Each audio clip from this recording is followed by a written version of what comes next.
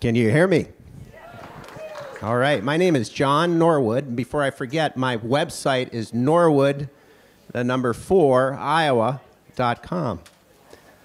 Well, I want to thank the good people of Story County for being here today. And in fact, I was in this room just about a year ago. And I don't know if anybody else was in this room just about a year ago.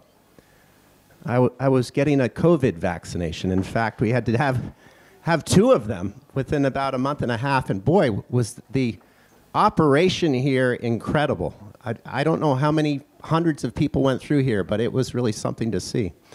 I'm going to speak for a few minutes and go through my vision for Iowa agriculture, some of the problems we have in the state, and then a few solutions. And I want to hear from you all. You know, it's my vision, but the vision is a compilation of what I hear and see. And so it needs to have the input of all 99 counties. I think that's really important. And my signature collection, we just had a reference to, Linda mentioned signatures. We're getting down to the end of that process, and that's been a real learning experience. Ryan's shaking his head here. Collecting those signatures and running around county squares and talking to people at events and so forth. One quick story. I was at the Renewable Fuels Conference in mid-January and sat down for lunch with some people I didn't know, and it turned out an elderly couple, probably in their later 70s, were sitting at the lunch table. I said, would you mind if I sit down with you? And got my lunch and sat down. We started talking. I had my petition with me, of course, and it wasn't long that I figured out a way to introduce the conversation. Hey, I'm running for Secretary of Agriculture. And the farmer from Sac County says to me, what are you? And I said, well, I'm a Tip O'Neill Democrat. I'm not voting for you. Well, we had about a 15-minute conversation about agriculture and about water and about soil. And then at the end of the conversation, he says, now where's that petition? And I handed the petition over to him, and he signed it, and he says, I may not vote for you, but I believe in competition. So that little story is, I think about, as Iowans, the conversations that we need to have. Democrat, Republican, Independent. It ought to be a competition for ideas, not a competition for labels. Okay, let me talk about our agricultural system now. And one of my political mentors said to me, John, the first thing you have to do is lift people up. Talk about the good things. So I'm going to talk about our agricultural system from a world perspective. If we were our own country, if Iowa was its own country, we would be a top 10 producer in the world. It's true. And in the United States, we are number 2 in our terms of our dollar ag output, only behind the state of California. That is a state of 40 million people, and we are a state of 3.1, 3.2 million. So we punch way above our weight. In fact, we're number 1 and 2. We like to tell people in corn and soybeans. We're number 1 in hogs, 50 million animals per year, a third of the nation's pork. We're number 1 in eggs. I think it's 16 billion eggs a year. Number 1 in biofuels, ethanol, biodiesel, 5 billion a year market. So we're number 1, number 2 in a lot of these things, and that's a really good news story. But here's the problem. We're out of balance. People say, John, what do you mean we're out of balance? Well, I'm going to give you 3 examples of how we're out of balance. There are others, but these are good ones to think about. And I think Glenn mentioned, I'd like to talk about soil. That's the first one. We're out of balance in terms of our soil loss. We export 10 times the amount of soil than Mother Nature produces each year. In fact, for every pound of corn we produce, we send 2 pounds down the river. That's not sustainable. We've lost a third of our soil in some places. One of the richest regions of the world. We're blessed to have high quality soils, but we're frittering it away. So we got to stop that. The second way we're out of balance is in our water quality. We talk a lot about, can we drink the water? Can we fish the water? Can we swim in the water? That usually it's a day-to-day decision that has to do with the concentration of something.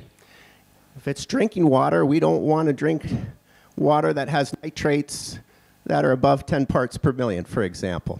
But from a management perspective, what we really need to be focusing on is something called the loading in the water. Well, what's loading, John? Loading is the amount of material. And if we're talking nitrates, in any given year, we send 1 billion pounds of nitrates down the Mississippi and Missouri rivers. Well, that's unbalanced. That's not sustainable. It's not sustainable for the people down the Gulf. It's not sustainable for drinking water uses here in the metro. The Des Moines Water Works loses half the water supply, the Des Moines River at certain times of the year because of Saylorville Lake. The algae blooms produce toxins that then render the source water unusable. And we have similar issues out in rural Iowa. Can we drink the water? Can we fish in the water? Can we swim? That's a problem. The system is out of balance. The third way, and I think this is maybe one of the most important ones for rural Iowa, but it affects both rural and urban because it's really a yin and a yang, you know, the Chinese proverb, the balance, the symbol of balance.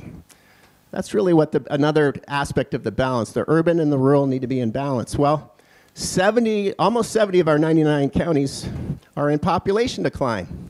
Well, why are they in population decline? Well, part of it is because we're pursuing a system, a commodity system that is built on productivity. Well, what's productivity, John?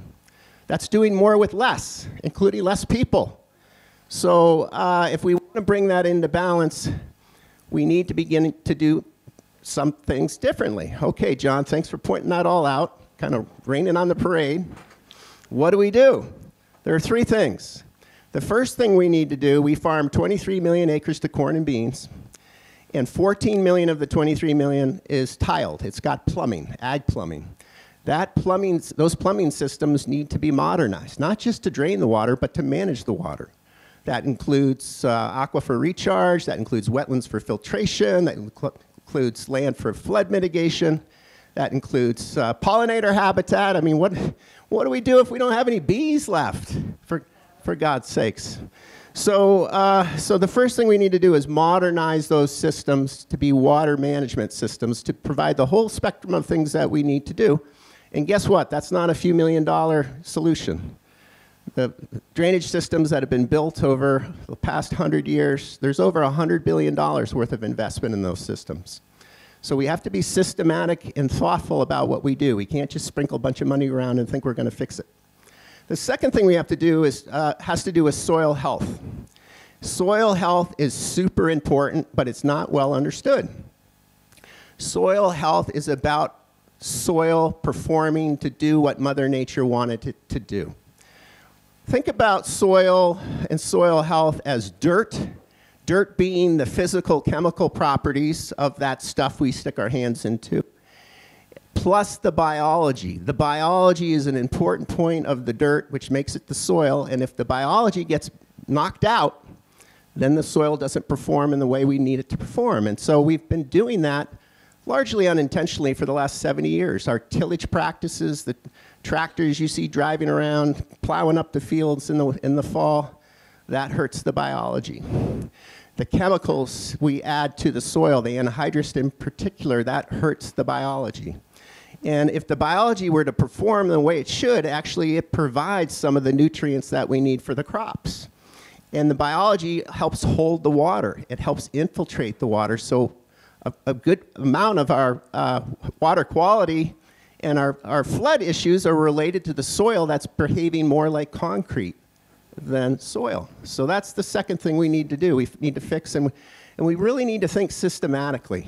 I have a whole other story that I can't tell you today, but at another time. The last thing we need to do is diversify what we do. We need to diversify what we grow, where we grow it, and who gets to grow it. And so the 23 million acres, there's about 2.5 million where we grow corn and beans, and we shouldn't be. Well, why are we doing that, John? Well, in part because the federal government pays people to do that. Through crop insurance is a good example, the number 2 entitlement. We need to figure out some other things for people to do on that 2.5 million acres.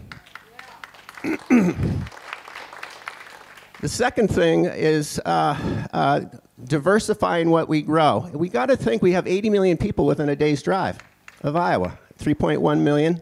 Let's figure out how we can provide food and food-related products for those markets. It's a $7 trillion market. Food is a $7 trillion market. So that's another part of diversification. Diversification, I think, also includes indoor farming. And I'm not talking about growing, tearing down the commodity system. I'm talking about diversifying. So for every 100 acres we have, 80 to 90 is corn and beans, but it's the other 10 to 15 that we ought to be doing other things with. So that's the second. The last part of this is who gets to be a farmer. Our view of who a farmer is, I think, is like from the 1960s.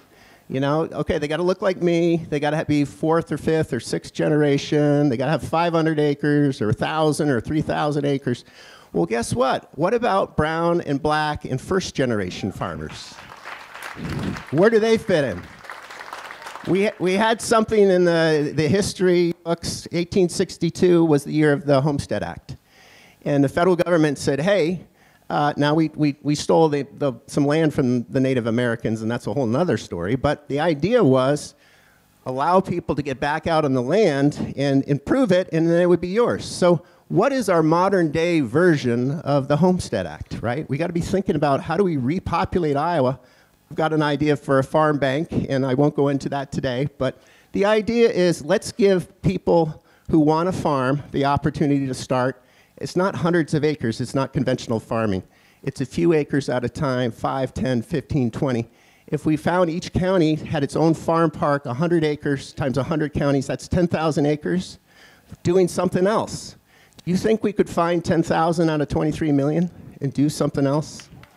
That's all of the story for today. Thank you so much for listening, and I'd love to hear from you.